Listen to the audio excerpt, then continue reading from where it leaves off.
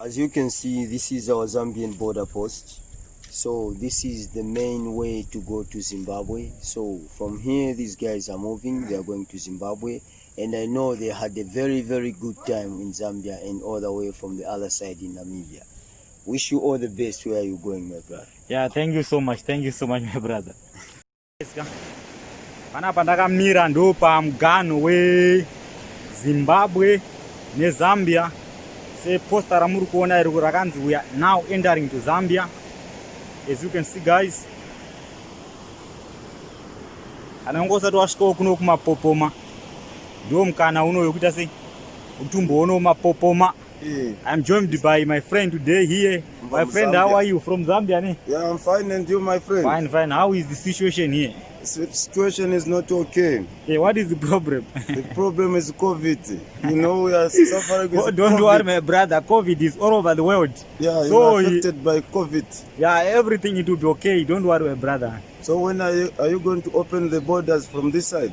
I heard that rumors they're gonna open maybe 1 December. I'm not really sure. It's just a rumors. That's rumors. Yeah, yeah. Okay, but today is 14th in date, November? Yeah, 15 November today. 15 November. Yeah, yeah. So maybe after 2 weeks. 2 weeks, okay, they're gonna open if it is true. Okay. Yeah, yeah, yeah. Thank you so much, my friend. What is your name? Joseph. Joseph. Yeah. And they are speaking to Menas. Menas? Yeah. Nice to meet you, Menas. Yes, yes, yes, yes.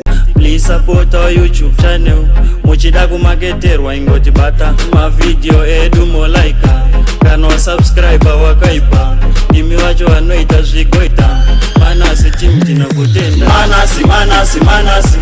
manasi ndiye ane chimuti saka imisisi buti pakange paita nyaya ngadzisa kupotsa itaramba maya.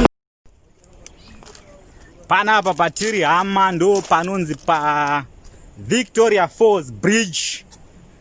Pakaganirana ipo Zimbabwe neZambia. Ndo zvarakaita bridge racho iri. Kana unga usati wambosvika kuno kuchingonzoo nezve Victoria Falls Bridge. Uona zvarakaita iri hama. Rakareba almost 100 meters. Sezvamuri kuona izvi, guys. Victoria Falls Musiyatunya. Panapa manje panopinda panobvumidzwa kudarika motikari 1 at a time nekuda kwekuti bridge racho ridiki hapabvumidzwe mota dzakawanda. But vanhu munokwanisa kuuya chero muri miriyoni hamufe makaridonhedza. So far chiri muZim side apa. Kana ndasvika pamugano ndokuita sei ndokuudzai, guys.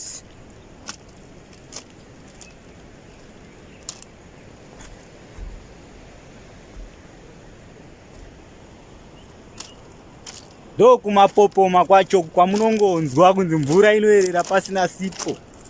Ndipapa pamapopoma.